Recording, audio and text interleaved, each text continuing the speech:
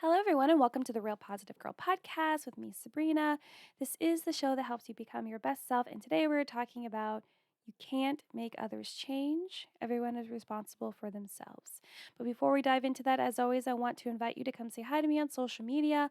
On TikTok and Instagram, I am at Sabrina Joy Perozzo. I'd love to chat with you, become friends online, and, just get to know each other.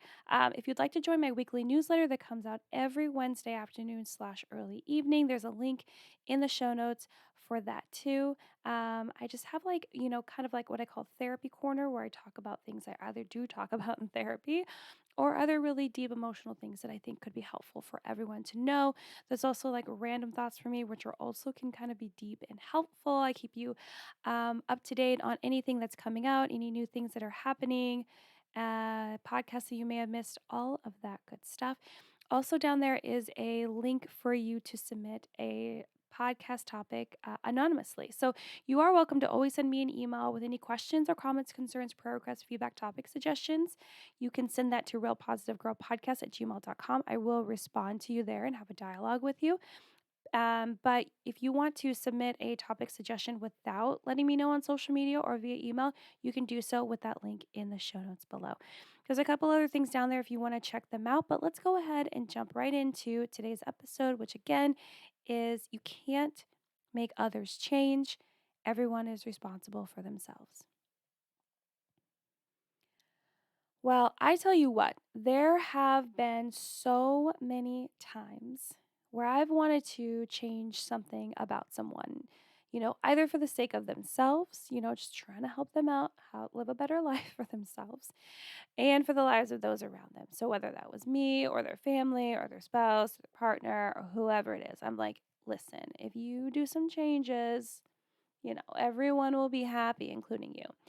And I admit, because I'm very transparent and vulnerable with you guys, I'm going to tell you when I've done things that I shouldn't have done. It's totally fine. We're all learning and growing here. I admit that I tried hard with a few people, like for sure, trying to convince them that they needed to change and figure out how, or, like having them like go through the process with me, or by giving them a specific rundown on what they could do to change and become the person I thought they should be. So it's like a step by step. I'm like, okay, well, if you do this and that and that in this order in this particular day and time, and when the sun is setting in the sky in this place, I want you to do all these things and you will become a better person. And that will serve all of us well, right? And this was all very selfish. I can admit that. But it was like, I did truly want to help them for sure. But I also knew that it would probably help other people too. And that was part of it. But it never really worked. It never really worked. And when it felt like it worked, it was only temporary or only while I was micromanaging the situation, kind of being on top of, okay, how are you doing with this? How are we doing? How are we moving forward? How are things going? So really, it was useless. And I'll tell you a specific example where someone would think, oh my gosh, Sabrina, you made a lasting change in that person's life. When in reality, they just went and found a different thing to do that wasn't great for them. So, my dad, growing up, used to smoke cigarettes. He used to smoke like menthol lights. Yeah, and I believe it was like a white and green package. I don't quite remember exactly what the package looked like, but I remember it was menthol lights. And so for years, I would always be like, Dad, you shouldn't smoke. It's not good for you. It's not healthy, right? And then there became a time where he stopped smoking and it was great. However, and so like you would think that me as a child, this is like as a child, me telling him that he should stop smoking, it's not healthy for you, it's gonna hurt your heart and your whole body and you might die quicker. No one wants that. Um I pause because I do have a lot of trauma with that man. But again, as a child, I was like, I don't want you to die. I don't want him to die now either. I really don't. I just want him to live his best life as he can. But I didn't want him to continue on hurting himself. And so he stopped. He stopped smoking. But instead of smoking cigarettes, he started smoking marijuana. And it's kind of funny because I think that he thought I didn't know, but I knew. Because, it's hard to not know that. But while I was growing up and especially in high school, I definitely had this like demeanor and like appearance that I was super like innocent and not getting in trouble and doing things. And I really wasn't getting in trouble. There were definitely things where I pushed the limits and he didn't know because I had that facade on. But yeah, I definitely knew. And so, if I were to tell someone that story, they'd be like, oh my gosh, good job. You got him off cigarettes. But really, it wasn't his desire to want to do that. I think he just did it because me and other people were telling him he should, and then he just shifted on to smoking something else. So, it wasn't lasting change because it wasn't actually a decision that he truly wanted to make and where he actually saw value in making that change. So really anytime I'm pushing someone to make a change that they are not ready for, it's useless. And this was a pointless endeavor on my part. And it really is on anyone's part that has done this because you can't change someone if they don't want to change. For people to have lasting change in their lives, they first have to want to change and then make their own decision on what action to take and when to take those actions to start moving into that change. That's it. They have to make the rules. They are in charge fully. We are all responsible for ourselves, which is why I drive home the point that we should not be leaning into a victim mentality and expecting the whole world to take care of you and do everything and enable you and continue to, facilitate everything being easy for you because we're all responsible for ourselves. That includes making changes in our life because you have to decide to make the change. And then you can have all the support and help in the world to do that. You just have to decide to do it and then take the first steps towards action. And if you need people to help you like figure out what that action is, fine. But they still have to decide. They still have to decide. They still have to make that decision all on their own. And it doesn't matter how much you love them or tell them how much better life will be when they start doing this or stop doing that, or even when they know the consequences of their actions. Like, it doesn't matter, right? Because they have to see these things, like the consequences and how their life could be better and the changes, with positive influence in their life, blah, blah, blah. They have to see these things and anything else that could happen as a real reason for them to change. They have to believe in the change at least a little bit for it to actually make any sense to them, for them actually to take any action steps to move forward. They have to start believing in themselves enough to want the change, to ask for help, and take that first step towards actions of change. That's it. There's no other way. I'm telling you, there's no other way. Um, you might think that you're making some changes because they've stopped doing something, but how many times have you heard stories about someone saying, yeah, I convinced my husband or I convinced my friend or my sibling or whatever to stop doing this and they stopped, but then come to find out they were doing it in secret, right? It was still a shameful event for them to go through, but they could not kick it because they weren't ready to kick that behavior, that habit, that mindset. They just weren't ready. They weren't ready, right? They didn't have all the knowledge, understanding. They just weren't ready. So you can fight me on it if you want. That's totally fine. But lasting change doesn't happen until that person actually makes the decision that they need to change. The only disclaimer here is that sometimes there will be situations where an intervention is needed if someone really is in danger themselves or they're putting other people at risk of being in danger. So if someone is like doing drugs or engaging in some sort of lifestyle that's not safe for their kiddos to be around or even their spouse, their partner, whomever, putting other people at risk, then yeah, you're going to need to get in there and really kind of force them to make some changes right away and then help them really, move into understanding why they really need to make these changes permanent or find the best change that will fit for them, for their life. So that's the only disclaimer I want to give here because yes, there's times where you have to just intervene on people's lives and be like, listen, you're going to not live anymore or hurt other people and cause them to do the same, or it's just going to be a hot mess, you need to change. We got to make a change. We're going to make a change right now, and then we're going to help you figure out what changes need to happen next. But again, let's double down just for the people that don't believe me.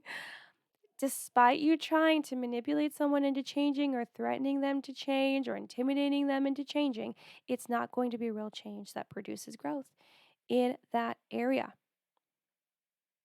Like, I hope that you're hearing me. You might feel like, oh no, I convinced them to not do this anymore. But do you think that when you're not there, they do it? Do you think that if you weren't with them anymore, they'd go back to it? And not because they're like, sad or anything, just because you're not there. You're not there to micromanage the situation anymore. You're not there to oversee them, right? To keep them in place, you know? It's kind of like when you tell your kids to do something and they only do it because you tell them to do it. They don't really want to do it. But then when you tell them the benefits of what they do, and then they understand the benefits because they actually do it once, they're like, oh, okay. And then they start doing that thing on their own. Like the example is a real life example with our daughter is that we would tell her all the time to clean her room. Clean your room. You have to clean your room before you go do this. Clean your room before you go do that. And then it kind of expanded into, hey, and then she wouldn't do it on her own unless we told her. But it expanded into, hey, if you have a clean room, it's easier for you to find things. If you have a clean room, it's easier for you to say yes to your friends when they invite you to go do something. You don't have an extra thing to do before you go.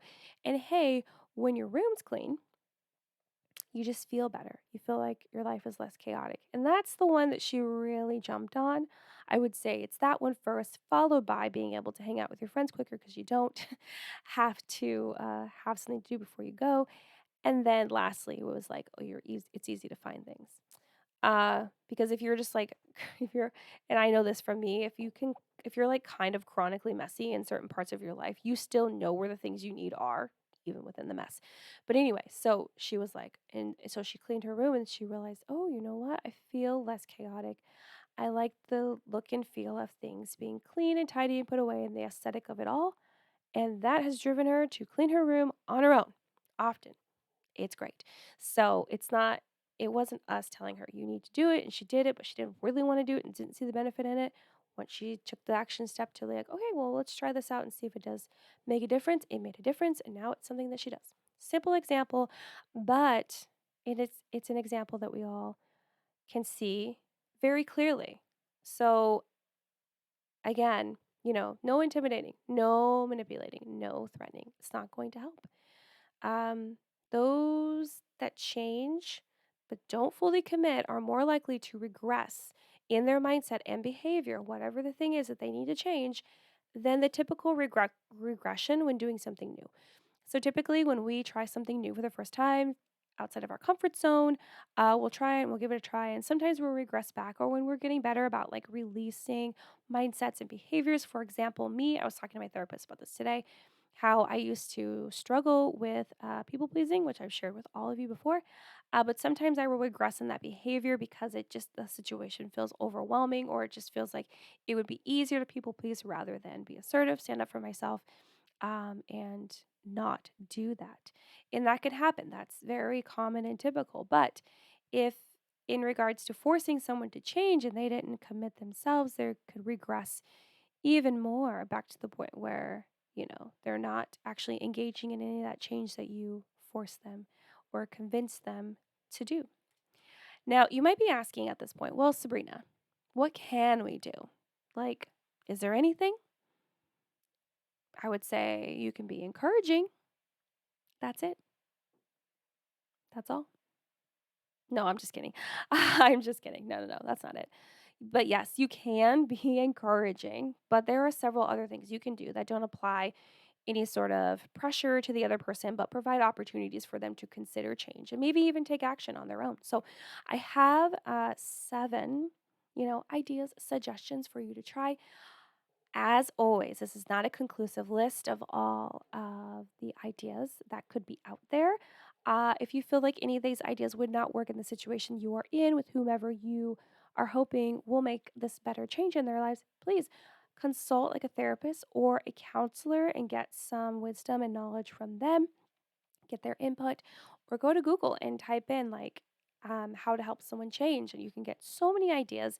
That is why the internet is a beautiful thing. But this is just based on my own research, experiences of my own, and experiences from others that I am able to share. Okay, so let's go ahead and jump into it. Here are some ideas on how you can guide someone to make changes in their life without actually forcing them to do anything, which is great. So the first one is understand they're on their own trajectory. What does that mean? You're like, what does that mean? It means that they're on their own path. They're living in their own season of life. They're doing their thing.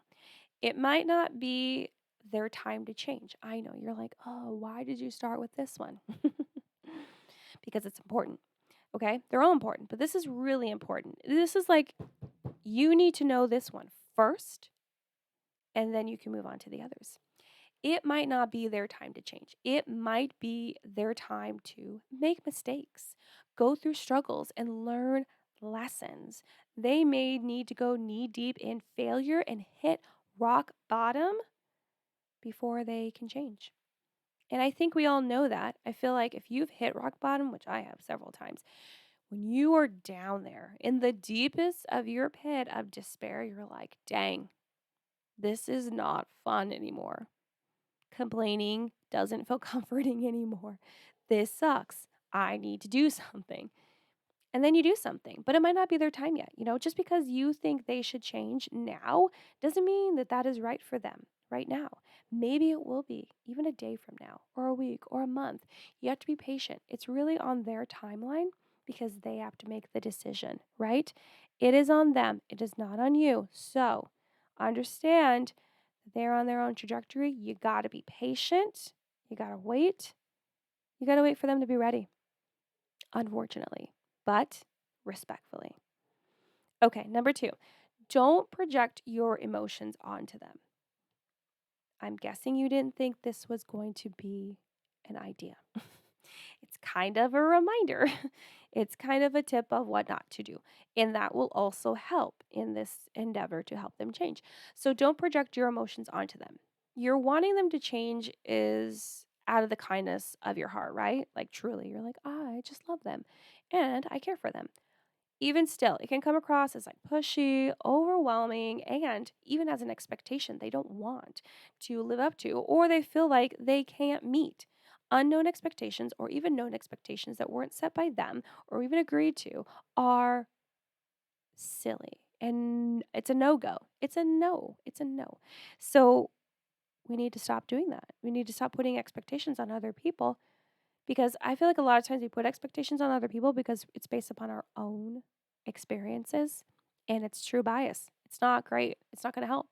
Don't pour all of your past experiences that relate to their struggles on them, being like, oh my gosh, well, when I was going through what you're going through, this is everything I dealt with and how hard it was and the choices that I make. No, we don't need that. Or don't mention how them changing is good for you in some way, because again, that's super selfish. It's super selfish. And again, it's a little selfish for people to want to change so that your life will be better. But hopefully you also hope it's for their life to be better too. But it's really selfish for you to want them to change just because it'll better you in a big way. Like, it needs to be about them. It's not about you. It's about them. It's not about you, it's about them. So don't project your emotions onto them. If you really need to let out those things, and maybe what they're going through is stirring up or causing triggers of what you went through, talk to a professional, talk to a therapist, a counselor, talk to a mentor, talk to someone else, not them. Unless they outrightly ask you like what you went through, or if you've been through this and what did you do, that's one thing. But don't just go pour that out on them. It's not going to help. Also, as always, use I statements if you do need to share how their actions are impacting you. Now, the part of this that I was just wiggling into this idea is that There are going to be times where you do want to share with them that their actions and mindsets are negatively affecting you because they're just mean or overly whatever to you. You want to share with them how that makes you feel. But you need to make sure you use I statements. So instead of being like, oh my gosh, you make me feel so angry or so disrespected or so unappreciated. Instead of saying that, you want to say something like, when you speak to me or do these things to me, I feel very disrespected. I feel very upset about it. I feel very underappreciated because you're supposed to be expressing how you're feeling. You cannot tell them how they're feeling, right? Maybe I should talk more about that on a singular episode. It'd be a little bit shorter of an episode, but maybe it'll help. Let me know. Let me know. But yes, so use I statements if you do need to convey to them how their actions are impacting you. So you tell them what you're feeling, not tell them what they're feeling that's like directed towards you. Got it? Okay.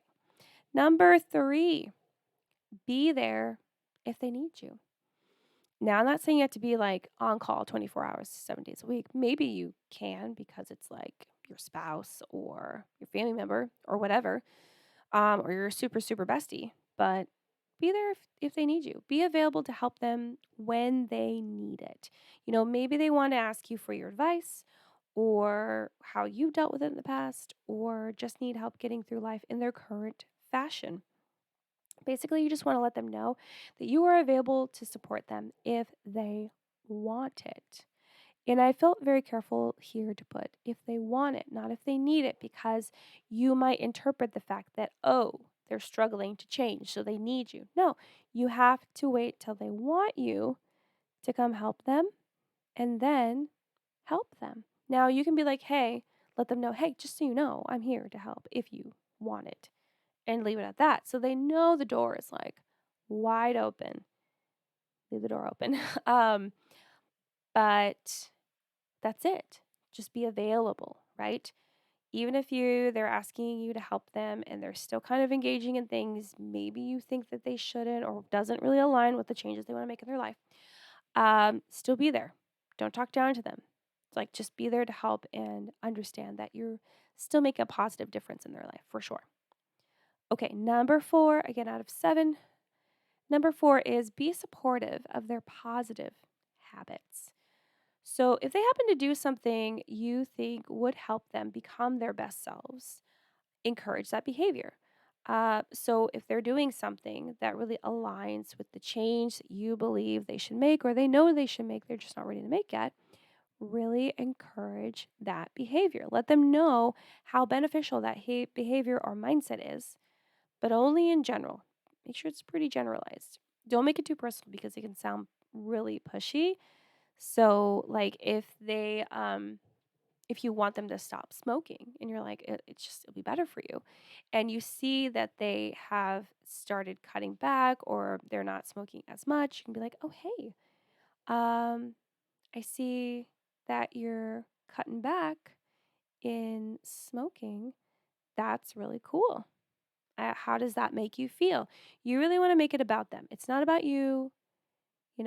It's not like, oh my gosh, you stopped smoking. You should just stop. Or you've cut back on smoking. You should just stop. Like, or go cold turkey. Or I know someone that did this, that, and the other. Like, no, they don't need that.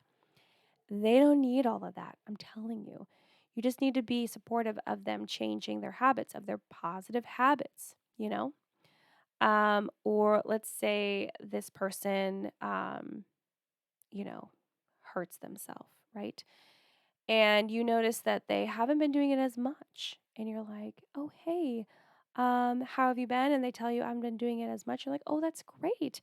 Have you found another way to cope with how you're feeling? How is that way working out? It sounds like it's working out well. Do you feel like you're going to continue to do that? And you're just like, you're giving some positive reinforcement and doing these things that are a step away from that behavior that mindset that you want them to shift away from and change. So just continue to add in that positive, supportive attitude for the positive things that they're doing, and it'll work really well. I'm telling you, it'll be like, oh, Yeah, that's great. And you know what? They might even like identify the fact that you're saying positive things about that, but then when they do the other thing, they're like, oh, I don't really get any positive enforcement for that. So maybe I should think about what I should do. Or maybe I shouldn't do this anymore. It can happen. So just support them in their positive habits and the things that would help them, you know, be on that road to their best selves and whatever change they should make. Okay, so number 5, help them set goals. So this is kind of tricky, but I thought it was a really good one. This has to be like their own goals, though. Like you can't just be like, okay, I wrote your list of goals. Here you go when you're ready. No, it has to be their own goals. You can make some light suggestions, but I would keep it few. We aren't here to be aggressive or in charge of the situation. You can't just like commandeer the whole activity of like creating goals for them. They have to create their own goals. This works especially well when they suggest things that they'd like to do better or become. So maybe they're like, "Oh, I'd like to smoke less," instead of being like, "Oh, well, you should just stop smoking at all." Let's make that the goal. No, no, no. You need to be like, "Oh, okay, great. That sounds like a really good goal. Um, do you want me to assist you in this goal, or like how long do you think it would take for you to feel like you've accomplished this goal? And do you think you'll have any goals after accomplishing this one? Really just like help them work through it, talk through it. Um, but you can offer to help them create a plan because maybe they're like, oh, well, I do want to start smoking less. And you're like, oh, okay. Well, do you want me to help you plan how you can do that? That will best fit you. And, you know, if they want your help, that's great. But if they say they don't want your help, don't force it. Just let them know that you're here if they need you, but help them set goals. Sometimes you have to tread lightly with this. I wasn't even going to say this, but I know that it will work in some situations and not others. Again, if you get a no, then just respect it. But you could, again, like I did mention it kind of, but I was like, you can make suggestions, but just make sure that they actually align with what they would do and not just what you would do. It's not about you, it's about them. So if you were smoking and you're like, I'm just gonna quit cold turkey, you obviously know that won't work for them. So if you're like, well, hey, what if you just like cut back on however many cigarettes a day? And they're like, oh, and they consider that, they're like, okay, maybe I can try that. Then they try that, right? So again, help them set their goals, give some light suggestions, but really try to feed into like what their goals are, or even just flat out ask them, hey, do you have any goals you'd like to set or anything that you would like to strive to or want to accomplish that would make you feel really good and proud of yourself? And that can kind of get the wheels spinning for them. And even if it's a goal that has nothing to do with the thing that you think that they should change, it's good to understand that if they go with the other goal that's totally opposite, but accomplish it and feel good and proud about it, they're more likely to set new goals and eventually come close to creating a goal that aligns with the thing that they should change in their life. And because they're seeing so much fulfillment and happiness and pride in accomplishing these past goals, they will more likely want to shift into working on that goal that would help them change for the better. You see? They're feeding themselves this positivity and this energy that they can keep going and overcome things and accomplish goals. They're going to be like, okay, yeah, I can do this with this too, even though it's really hard. I can do this too. Okay, number 6, be a good example yourself. I would say that in all the research I did talking about, how you can't make people change, one of the top tips is just to be a good role model yourself. Be a good example yourself. And I do think it's a good one because maybe you don't smoke and that's a good example. I don't know that it would necessarily fit with that, but it could fit in the situation of if you don't smoke and all the other friends don't smoke, but they smoke. And when they start smoking, you guys like have to go away because you don't want to smell the smoke, or they have to go out and smoke by themselves, and that's kind of lonely, or things like that. So if you want to be like a good example, just be the role model for them of not doing the thing that you think they shouldn't do, right? You don't need to be like over the top with this though and being like, "Oh my gosh, I'm not smoking today. Did you see that?" No, just you just like if your behavior mindset aligns with what you believe would help best them, then be a demonstration of that. Just be like, "Okay, I'm not doing that today," Or if they have like health goals that they need to meet, you're like, okay, well, I'm going to go work on my own health goals, or this is what I did today. And I'm really proud about it, excited about it. Like, you don't have to rope them in at all. You're just like sharing what you're doing that aligns with what they want to do or you believe they should be doing, which again does not always align with what they want to do. It's fine. But anyway, you're just trying to be a good example because you think it's going to be helpful and align with like their internal desires. That's great. If you don't think you'd be the best role model or you think you need like a bigger impact than just you, which sometimes can happen, because the whole like do what I say, not what I do thing is not going to work. That's very hypocritical and it's not going to fly. But if you're doing your best but you're still struggling, or you feel like if more people were a positive influence or a good example that would really speak volumes, then bring other people into their life that would emulate the best example. But again, make sure that they're not being pushy, manipulative, anything like that. They're again just there to be a good role model and show them the benefit of making this change, so it can better their life, if you know what I mean. So either be a good example yourself and or add more people to be good examples as well. Okay. So, before we move on to number 7 and the last one, I do want to mention that again, if you are not a good example yourself because you're like working on it, you're still working on not doing that thing that they're doing, that's fine. But if you're not a good example because you have no desire to change, but you want them to change, that's going to be very hypocritical. They're not going to take that well. They're not going to like see you as someone that could be trusted or that really cares about the change itself because you're not doing it. You see what I mean? So be careful with that. If you're like, oh, well, you should do this, I'm not going to do it because of whatever excuse you come up with, but you should do it. And they're like, but you're not doing it, right? It's just like, that's not going to work. It's not going to work. They're going to be like, I don't believe you because you're not doing it. So it must be fine because you're still surviving, right? That kind of thing. So that's not going to work.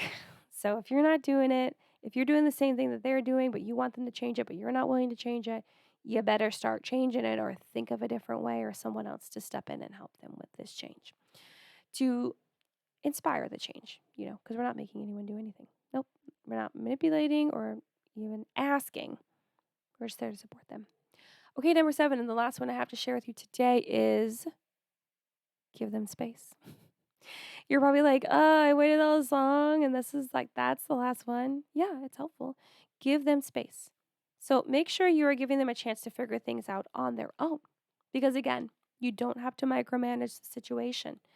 Give them a chance to try or to fail, to fall into that pit of despair, to figure out, crap, this really sucks. Uh, and there's no one here for me to like directly grab onto. I actually have to ask for help. It's better. Sometimes it also having space is important because sometimes we can desire for others to change, but we still enable them. I feel like some people don't even realize that they're being enablers, but they are. Here's an example. You think that they should lose weight. Like, let's just say this is like your partner. They should lose weight because the doctor said so. So he went to a checkup. They're like, listen, you need to like lose weight and cut back on red meat, right? Classic example. But so you know that, and you think that they should also abide by this wisdom the doctor gave to them. But you help them come up with and validate excuses to not exercise or change their eating habits. So you're enabling them to do something that they shouldn't do, yet you want them to change, but you're going against them actually changing. For what? I don't know. Maybe it's people pleasing because it makes you feel complete and fulfilled when people are happy. So you're giving them what they want, even though that's not what they should have, based upon like what the doctor said, or maybe even goals that you guys decided together, right? For him to have or for them to have, right? Um, Sorry, in my mind, I'm imagining like this would be me telling my husband this. This hasn't happened, but that's my imagination. That's why I keep saying he. But regardless, yeah. So they should be making this change. You want them to make this change. Yet you're still like, oh, well, let me just, give you the opposite thing, right? Or you're enabling because you're afraid of some sort of backlash that will happen from them to you, right? They'll get mad at you. Maybe they'll cut you out of their life, right? So, or maybe they will rebel and continue to be unhealthy in their body and it just gets worse, right? There's so many reasons why. So it's important for you to give them space to kind of like try things on their own and also make sure that you are not enabling them in the behaviors that you do want them to change, but you're not really helping them. You're really validating the opposite.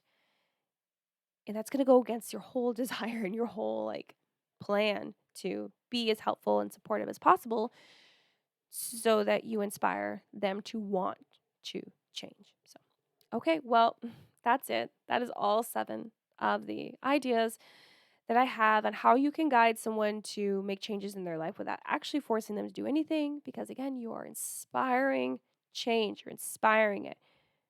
You're not even like really suggesting it sometimes with the goals, but you're not even like pushy about that. You're just being like, hey, this would be great. Consider it, but whatever. It's cool.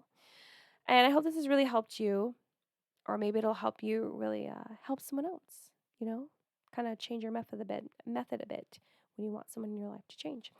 But that is all. So thank you so much for listening to the Real Positive Girl podcast again with me, Sabrina. Check the show notes below to send me an email, to see me on social media, to join my weekly newsletter, to submit an anonymous topic suggestion, or I don't know what else is down there. There's some things. You could check it out. But I hope to hear from you. I'm always here for you. So until next time, have a good one, and I will see you next time. Bye, guys.